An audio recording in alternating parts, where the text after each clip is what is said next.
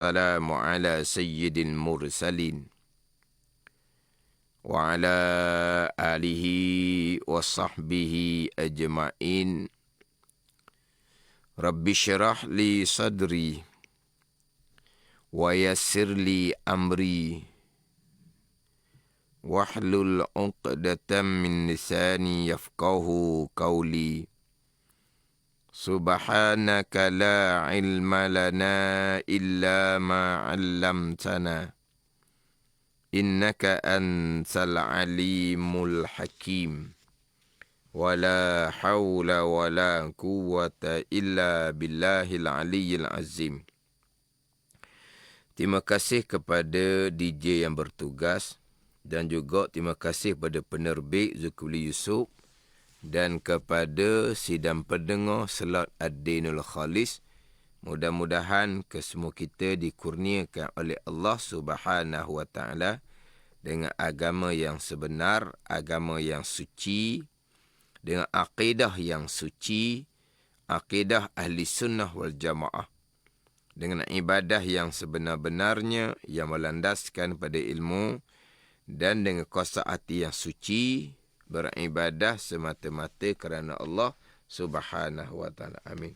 Jadi insya-Allah untuk Slot Ad-Dinul Khalis pagi Jumaat ini akan menyambung lagi pembicaraan sifat yang ketujuh daripada 20 sifat, iaitu sifat qudrah. Yang mana sebagaimana yang kita maklumi, sifat 20 wajib atas mukallaf mengetahui serta berpegang secara tafsir. Kena perinci betul-betul, kena perhalusi betul-betul. Kemudian bukan hanya sifat qudrah, sifat yang wajib bagi Allah, kena tafsir perhalusi. Begitu juga sifat yang mustahil, lawan pada sifat qudrah, itu sifat ajzun, sifat lemah, wajib kena perhalusi juga. Faham sifat qudrah Allah, kemudian kena faham molek sifat ajzun, sifat lemah, sifat yang mustahil bagi Allah Subhanahu wa Ta'ala. Kemudian sebagaimana yang saya sebut ulang-ulang sebelum ini, pembicaraan sifat qudrah Allah, sifat yang wajib bagi Allah, pembicaraan sifat ajzun, sifat lemah, sifat yang mustahil bagi Allah, saya akan regukan dengan pembicaraan sifat yang keenam terdahulu, wahdaniyah, iaitu wahdaniyah pada perbuatan. Sifat yang wajib bagi Allah, kemudian berbilang pada perbuatan. Sifat yang mustahil bagi Allah Subhanahu wa Ta'ala. Jadi antara wahdaniyah pada perbuatan dan qudrah, antara berbilang pada perbuatan sifat mustahil dan ajzun sifat mustahil, saya akan regukan sekali. Itu akan pergi kepada pembicaraan rukun iman yang keenam, pembicaraan qadar. Nanti insya-Allah masuk kepada sifat yang wajib bagi Allah yang ke-8 dan ke-9, iradah dan ilmu. Begitu juga sifat yang mustahil, lawan pada sifat iradah dan ilmu, regu pula dua sifat tu, pergi kepada pembicaraan qada, rukun iman yang ke-6. Jadi perhalusi molek, wahdanah pada perbuatan serta lawan dia, qudrah serta lawan dia, iradah serta lawan dia, ilmu serta lawan dia, perhalusi molek-molek, maka kemahlah kitanya rukun iman yang ke-6, beriman dengan qada dan qadar Allah Subhanahu wa Ta'ala. Qada, ketentuan Allah yang bersifat dengan iradah, muwafaqah dengan ilmu. Qadar, perbuatan Allah, semua yang berlaku perbuatan Allah yang bersifat-sifat qudrah. Keesaan Allah pada af'al, pada perbuatan, wahdaniyah pada af'al. Jadi sekarang ni fokus betul-betul kepada pembicaraan sifat qudrah, sifat yang wajib bagi Allah, dan sifat ajun, sifat yang lemah bagi Allah Subhanahu wa Ta'ala. Allah Subhanahu wa Ta'ala yang bersifat qudrah, yang mengadakan, yang menjadikan sekalian perkara. Yang mengada, yang menjadikan sekalian perkara, sama ada perkara baik, sama ada perkara jahat, yang berlaku di bumi, yang berlaku di langit, yang berlaku di dunia, yang berlaku di hari akhirah, yang zahirnya daripada perbuatan manusia, ataupun yang zahirnya daripada perbuatan binatang, ataupun daripada makhluk-makhluk Allah yang lain, kesemuanya hanya zahir daripada perbuatan makhluk, tapi hakikinya kesemua yang berlaku adalah perbuatan Allah Subhanahu wa taala yang bersifat dengan sifat kudrah, wahdaniyah, keesaan Allah pada af'al. Jikalau ada satu perbuatan tiba-tiba ianya bukan perbuatan Allah, sebaliknya perbuatan makhluk, bererti Allah Subhanahu wa taala lemah, bererti berbilang pada perbuatan lemah Allah, berbilang pada perbuatan dengan bahawa selain daripada Allah makhluk ada perbuatan juga, itu mustahil sama sekali. Jadi sekalian yang berlaku adalah perbuatan Allah yang bersifat dengan sifat kudrah. Allah Ta'ala yang menjadikan segala-gala perkara, tidak terkecuali walaupun sebesar zarrah. Semua yang berlaku perbuatan Allah Subhanahu wa taala. Ini cerita bab pegangan, macam saya sebut dah selok minggu lepasnya, yang kita dah bercakap asbab tu, tak ada salah apa pun. Makan, kenyang, minum air, hilang dahaga. Kemudian makan obat, jadi stabil penyakit. Alhamdulillah, itu hanya percakapan asbab yang tak salah. Pegangan tetap dah. Semua yang berlaku, kenyang, Allah yang menjadikan. Hilang dahaga, Allah menjadikan. Sembuh penyakit, Allah yang menjadikan. Itu pegangan kita. Ini cerita i'tikad ni sidang pendengar. Cerita pegangan. Ini bukan cerita pembicaraan syuhud ataupun zauq. Jadi sidang pendengar kena ambil tahu jugalah istilah-istilah ni. Pembicaraan sifat 20. Sekarang pembicaraan kudrah. Pembicaraan aqaidul iman yang 50. Pembicaraan aqaidul iman yang 50. Aqidah yang 50. Jadi sekarang bicara kudrah. Terdahulu bicara wahdaniyah pada af'al, ada bicara aqidah, pegangan. Aqaidul iman yang 50. Pegangan yang 50. Cerita pegangan. Apa pegangannya? Putus di i'tikad kita. Jazam putus di i'tikad kita. Tapi di hati kitanya setakat berpegang saja. Hati kita lupa akan af'alullah. Itu tak ada salah apa pun. Kita nak berpegang, nak kena ingat. Ingat dia panggil syuhud. Kita berpegang, nak kena rasalah af'al Allah. Itu zauq dia panggil. Jadi syuhud dengan zauq itu bicara lain. Sekarang bicara i'tiqadiyun dia panggil. Adapun tadi ingat, hadir hati, syuhudiyun dia panggil. Syuhud, pandang di hati. Rasa af'al Allah, rasa kekuasaan Allah, itu panggil zauqiyun. Jadi syuhudiyun, zauqiyun, itu bukan bicara i'tiqad, itu bicara basirah. Mata hati dalam di kalangan mereka yang tinggi di sisi Allah Subhanahu wa ta'ala, di kalangan para awliya. Itu bicara lain sidang pendengar. Sekarang selain daripada nak kemah dalam bab pegangan, qada dan qadar. Sekarang ni qadar kena peringatkan sentiasa. Kerana ada bawakan yang salah. Bicara i'tikad, dibicara rasa. Dibicara pandang di hati. Tu jauh antara dua tu sidang pendengar.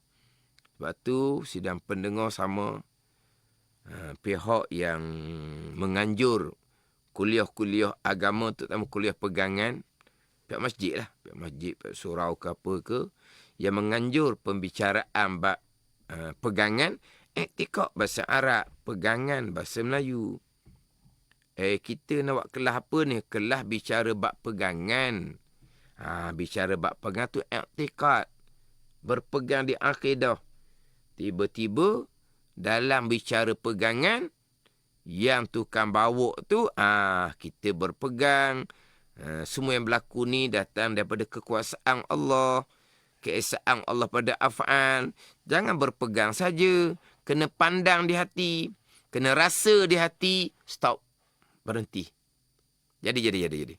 Awak nak mengajar iktikad pegangan ke? Awak nak mengajar syuhud zauq? Itu cerita bab maqam awliya. Itu atas kurniaan Allah subhanahu wa ta'ala. Kalau berpegang, mesti ingat. Kalau berpegang, mesti rasa. Kalau berpegang kekuasaan Allah, ingat akan kekuasaan Allah setiap masa. Kalau berpegang akan kekuasaan Allah segala-galanya, akan rasa akan kekuasaan Allah Ta'ala. Tidak. Tidak. Itu salah sama sekali. Salah sangat-sangat. Berpegang, pasti akan ingat, hadir di hati. Berpegang, pasti akan rasa salah sangat-sangat. Contoh. Kita berpegang. Hari tinggi pada bicara malaikat. Kita berpegang. Di kiri kanan kita ada malaikat yang mencatat. Kita ingat. Kita rasa. Tidak. Kita berpegang. Kita mempercayai. Kiri kanan kitanya ada malaikat yang mencatat. Kita berpegang. Alam barzah. Persoalan di alam barzah. Tapi kita duduk kubur pun kita berpegang. Kita tidak memandang, kita tidak merasai. Itu contoh panggil pegangan. Hanya berpegang, bukan merasai. Merasai itu adalah kurniaan daripada Allah subhanahu wa ta'ala. Jadi kena amati. Bicara bab i'tikad, bicara bab pegangan, bicara bab pegangan. Bicara bab syuhud, pandang di hati. Zauq, itu bicara bab tasawuf haqiqah. Ni kita bicara bab pegangan sifat 20. Dan ni pun saya akan sentiasa memperingatkan. Di slot-slot yang lain saya akan sentiasa peringatkan. Sebab ada bawakan seumpama tu sekarang. Tajuknya Aqidah Ahli Sunnah wal Jamaah. Tajuknya Aqidah Ahli Sunnah wal Jamaah. Di huraiannya rasa Allah. Rasa kuasa Allah. Rasa tahu Allah. Jangan rasa kita ada kuasa. Jangan rasa kita ada tahu. Tu rosak belaka. Kita tak rasa ke kita ada kuasa ni? Ni kita rasa sihat, boleh urus diri sendiri dahulu. Tuan uji dengan terlantar. Sekarang bertambah sihat, kembali asal dah. Cergah kembali, boleh kembali buat aktiviti macam biasa.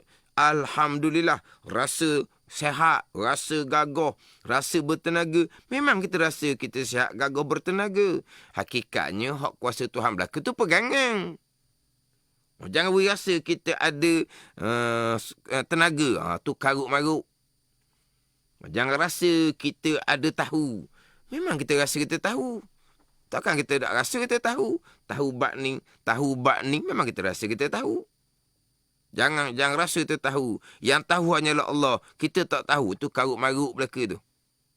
Memang kita rasa kita tahu. Tapi semua tu datang daripada Allah subhanahu wa ta'ala. Kita rasa kita yang melakukan. Kita rasa kita yang memilih. Tapi hakikatnya pegangan kita tetap dah. Apa yang kita lakukan. Apa yang kita pilih. Ianya adalah qada dan qadar Allah subhanahu wa ta'ala. Di pegangan. Dirasa. Rasa kita sendiri yang melakukan. Kita memilih. Tak ada salah. Sikit abuk pun. Tu kena jaga-jaga tu. Kena perhati molek dalam pengajian ilmu akidah sekarang. Sebab ada orang campur antara i'tikad dengan syuhud zauq. Itu pembicaraan lain. Bukan pembicaraan i'tikad. Kita bicara adalah berkaitan dengan pegangan aqaidul iman yang 50. Akidah, pegangan-pegangan yang 50. Tadi saya sebut berkaitan dengan percakapan asbab. Itu memang tidak salah. Pun sama juga saya sentiasa memperingatkan. Sebab ada bawakan yang terpesong, bercakap asbab, terus dikafirkan. Bercakap asbab, terus disyirikkan. Oh, mengkafirkan orang mukmin, man kafara mukminan faqad kafar. Siapa yang mengkafirkan orang mukmin, kafir itu akan kembali pada yang mengkafirkan. Wal-iyazabillah. Ayyuma rajulin qala li akhihi ya kafir faqad ba'a bi ahduhuma. Itu hadis sahih Bukhari Muslim tu. Sesiapa yang berkata pada saudaranya, ya kafir, wahai orang kafir, kafir dah mu ni. Apa cakap asbab ni? Maka Nabi kata, maka jatuhlah kafir itu ke atas salah seorang daripada keduanya. Mana apa? Kalau yang dikafir itu memang kafir, sungguh kafirlah dianya. Contohnya, yang dikafir itu dia ambil Quran. Tiba-tiba dia kencing atas Al-Quran. Perbuatan kamu menghina Al-Quran ni perbuatan kafir. Kafir kamu menghina Al-Quran seumpama tu. Memang kafir sungguh. Kafirlah dianya.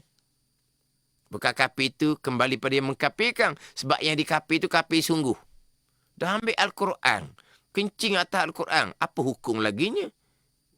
Kafirlah dia, murtadlah dia, kafir dengan perbuatan. Tiba-tiba orang hanya cakap asbab, kafir kamu. Kamu cakap nasi, kamu cakap air, kamu cakap obat, tak ada Tuhan, kafirmu. Dah kafir ke cakap asbab gitu? Dok sama sekali. Maka siapa kafirnya? Yang mengkafir tu jadi kafir. Apa jadi dianya? Terbatal semua amalan dia. Mati tidak bertaubah, kekal neraka selama-lamanya. Wa'liyazabillah. Ini mengkafirkan orang yang hanya bercakap asbab. Dalam Al-Quranul Karim, sendiri, contoh ayat-ayat Allah Subhanahu Wa Taala menyandarkan kepada asbab. Ini contoh dia. Allah Ta'ala menyandarkan kepada asbab. Allah Ta'ala berfirman, yumbitu lakum bizar'a wa zaituna wa nakhila wal a'naba wa min kulli thamarat. Menumbuh oleh Allah Ta'ala bagi kamu dengan sebab hujan akan tanaman.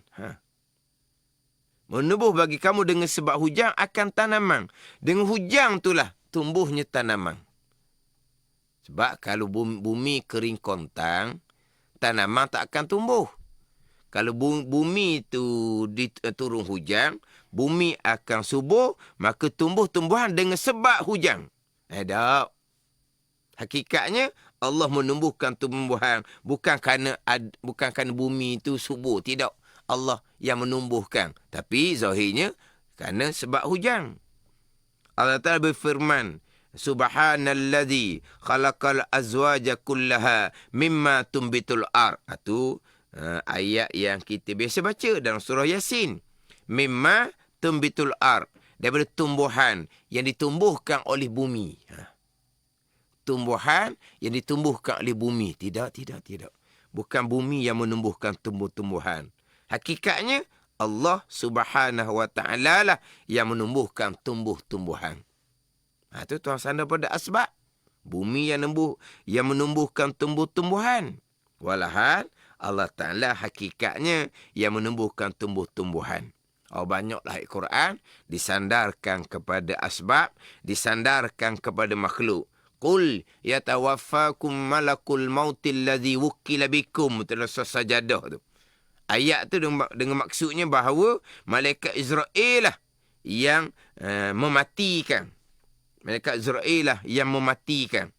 Hakikatnya, Allahu yatawaffal anfusa hina mautiha. Allah yang akan menyempurnakan nyawa-nyawa bila sampai masa mati. Allah yang mematikan. Yuhyi wa yumit wa huwa ala kulli syai'in qadir. Menghidup oleh Allah dan memati oleh Allah. Dan ia Allah atas tiap satu amat kuasa. Yang menghidup Allah Ta'ala, yang mati Allah Ta'ala, bukan malaikat Israel. Tapi Allah Ta'ala menyatakan Qul yatawaffakum malakul maut allazi wukila bikum. Maksudnya malaikat Israel yang mematikan. Itu hanya pada zahir sahaja. Tak ada salah apa pun. Mati kerana malaikat Israel cabut nyawa. Hakikat tidak. Yuhyi wa yumit wa huwa ala kulli syai'in qadir. Ni bacaan kita semua dah ni. La ilaha illallah wahdahu la syarikalah. Lahul mulku wa lahul hamdu. Yuhyi wa yumit wa huwa ala kulli syai'in qadir. Yuhyi wa yumit. Menghidup oleh Allah Ta'ala dan memati oleh Allah Ta'ala. Dan ya Allah Ta'ala satu amat kuasa. Allah yang mematikan. Bukan malaikat Israel. Tu kata malaikat Israel itu hanya pada zahir. Sandar pada asbab. Hakikinya semuanya datang dari perbuatan Allah. Dalam hadis Nabi banyak menyandarkan pada asbab. Luqaimatun yuqimna sulbahu. Nabi kata. Beberapa suap yang membetulkan tulang belakang. Makan ni hanya beberapa suap yang membetulkan tulang belakang boleh bangun buat ibadat. Allah nak makan berapa suap ni kita tak cukup. Naik setangga laginya. Makanan 1/3 perut. Minuman 1/3 perut. Nabi kata untuk bernafas 1/3 perut. Tu hak naik setangga lagi. Tapi hak comelnya Nabi kata luqaimatun yuqimna sulbahu. Beberapa suap yang membetulkan tulang belakang. Setakat makan sikit-sikit sudahlah. Untuk lewat ibadat je. Untuk lewat kerja je. Berapa suap dak badan kitanya. Naik setangga lagi. 1/3 perut makanan. 1/3 perut minuman. 1/3 perut udara. Tapi Nabi sebut luqaimatun yuqimna sulbahu. Beberapa suap yang membetulkan tulang belakang. Bila makan, kita jadi bertenaga, boleh membetulkan tulang belakang, boleh buat ibadah, boleh bekerja cari nafkah keluarga. Tapi, adakah beberapa suap yang menjadikan boleh membetulkan belakang? Tidak. Bukan beberapa suap. Bukan makanan yang menjadikan kita boleh membetulkan tulang belakang. Sebaliknya, yang membetulkan tulang belakang kita, boleh bangun, boleh bergerak, boleh beribadah, boleh bekerja, tetap balik kepada perbuatan Allah yang bersifat dengan sifat kudrah. Bukan luqaimat, bukan beberapa suap yang membetulkan tulang belakang. Itu contoh. Nabi menyandarkan kepada asbab. Tak salah sangat-sangat. Menyandar pada asbab. Tak salah sangat-sangat. Itu dalam hadis Nabi. Kalau kita belajar kitab fiqh pula. Dalam kitab fiqh tak ada cerita qada qadar dalam kitab fiqh. Air berubah kerana daun kayu. Air berubah kerana buah kayu. Air berubah kerana tanah. Air berubah kerana tempat lalu air. Kerana tempat bertakung air. Air berubah bergiam. Hakikinya tidak. Sama ada daun ke, buah kayu ke, tanah ke, tidak merubahkan sifat air. Yang merubahkan sifat air adalah perbuatan Allah yang bersifat dengan sifat kudrah. Tapi kitab fiqh sepenuhnya disandar kepada asbab. Langsung tak sebut mana kitab fiqh. Qada qadar tak ada. Tak ada dalam kitab fiqh. Air berubah dengan sebab daun dan buah kayu yang hakikatnya perbuatan Allah. Tak ada dalam kitab fiqh. Banyak lagi lah bicara bab air ni. Air yang berubah dengan benda najis. Air musyammah. Biasa dengar tak saya dengar air musyammah. Air musyammah. Syamsun matahari. Musyammah air dipanaskan oleh matahari. Air yang dipanaskan oleh matahari di tempat yang kepanasan dia tinggi. Dipanaskan oleh matahari. Sidang pendengar, matahari makhluk tak boleh memanaskan air. Hakikatnya, yang memanaskan air adalah perbuatan Allah Subhanahu wa ta'ala. Itu pegangan. Tapi kitab fiqh, matahari lah yang memanaskan air. Airlah yang menghilangkan najis. Airlah yang menghilangkan sifat najis. Istinja pula menggunakan air. Istinja menggunakan batu yang boleh menghilangkan zat najis. Tidak. Semua tu adalah perbuatan Allah yang bersifat-sifat kudus. Tapi nak ceritanya, kitab Fiqh sepenuhnya menyandar kepada asbab. Memang tidak salah sangat-sangat. Tak salah sikit abuk pun.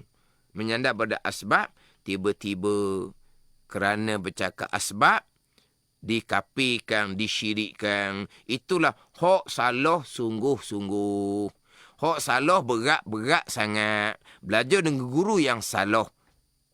Macam mana Ustaz, kalau terdahulu kami belajar dengan guru yang salah seumpama tu, kami mudah-mudah mengkafir dan mensyirikkan orang mukmin yang lain, bertaubat dengan Allah Subhanahu Wa Taala dan wajib kena minta maaf dengan orang yang pernah kamu kafirkan, wajib minta maaf dengan orang yang pernah kamu syirikkan. Itu dipanggil dosa dengan anak Adam pada agama. Itu dipanggil dosa anak Adam pada agama. Dosa anak Adam ni pada agama, pada diri, pada harta, pada maruah, pada kehormatan. Itu dipanggil dosa dengan Adam pada agama kerana kamu pernah mengkafir, mensyirikkan orang mukmin yang lain. Maka wajib kena minta maaf, bertaubat, kemudian bertaubat dengan Allah Subhanahu Wa Taala. Itu pengajaran yang sangat-sangat terpesong, menyebabkan orang belajar mengkafir, mensyirikkan orang mukmin yang lain, menyebabkan ia menjadi kafir. Wal-iyazabillah. Itu kena faham molek. Jadi akan bicara kudrah perbuatan perbuatan Allah ni bicara pegangan, bukan bicara syuhud, zauq di hati, bukan. Ingat, pandang, rasa di hati, bukan.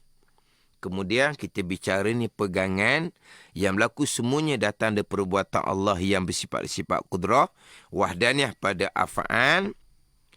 Kita pun bercakap di mulut, cakap nasi, air, obat, tidak salah. Itu hanya percakapan asbab yang dipanggil isnad majazi, sandar kepada asbab, sandar sementara. Kita akan beriman, akidah kita tetap dah. Yang berlaku semuanya adalah perbuatan Allah yang bersifat dengan sifat kudrah, wahdaniyah pada af'al. Hanya Allah yang menjadikan segala perkara berlaku. Semua perkara itu pergi kepada hak qadar, hak rukun iman yang keenam. Jadi untuk selok minggu ni saya lebih fokus kepada pembicaraan kita, pembicaraan i'tikad, bukan pembicaraan syuhud ataupun zauq. Kemudian pembicaraan sekarang ni pembicaraan bab pegangan, percakapan asbab tidak salah. Ini kena amati molek. Kemudian insya-Allah di selok akan datang berkait dengan kekuasaan Allah Subhanahu Wa Taala. Allah wa huwa ala kulli syai'in qadir, dan ya Allah Ta'ala amat kuasa. Suatu mana ni? Suatu perkara yang mumkinun, yang mumkinat, yang jaizun, jaizat, perkara yang harus ada, harus tiada. Itu pembicaraan kudrah dan iradah hanya berkait dengan perkara yang harus ada, harus tiada. Kudrah dan juga iradah Allah sama. Tidak berkait dengan perkara yang wajib, zat dan sifat Allah. Dan juga tidak berkait dengan perkara yang mustahil. Ini pun kena ambil faham molek lah. Sebab kalau kita ngaji sifat 20, dia panggil ta'aluk. Ta'aluk kudrah sama, ta'aluk iradah sama, hanyalah kepada perkara yang mumkinun, mumkinat. Perkara yang harus ada, perkara ada. Perkara yang harus ada, harus tiada. Kudrah iradah tidak berkait, tidak bertaluk dengan perkara yang wajib. Dan juga tidak bertak pada bonus. InsyaAllah di selok akan saya akan perinci lagi lah pada pembicaraan sifat itu sifat kudrah. Allah Subhanahu Wa Taala sifat kudrah menjadikan segala-gala perkara muwafaqah dengan kehendak Allah. Bahkan kepada bicara iradah, kita ahli sunnah wal jamaah wajib berpegang hamba ada pilihan dan perbuatan. Walaupun pada hakikinya pilihan dan perbuatan hamba tetap masuk di bawah perbuatan Allah. Pilihan dan perbuatan hamba tetap masuk di bawah qada dan qadar Allah Subhanahu Wa Taala. Mudah-mudahan kesemua kita diberi pemahaman dengan pemahaman jelas pegangan ahli sunnah wal jamaah. Wallahu